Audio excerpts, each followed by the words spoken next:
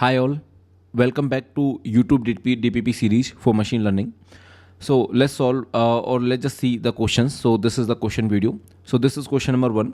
So here this question I have taken from MIT. Here they have defined some loss function and then they are talking about the average loss. So which means I think there are 3 data points. So you need to divide by 3 whatever is the total loss to find the average. Okay, easy question but nice question to let you understand that what are the losses and all, right?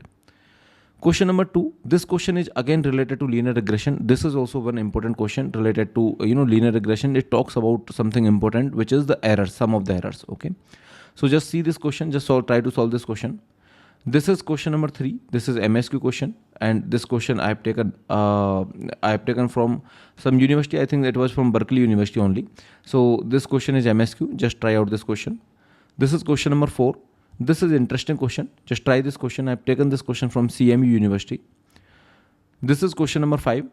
Okay, this is again linear regression related question. So try out this question also. So these are the 5 questions. Comment your answer and let us know that what are the answers you are getting.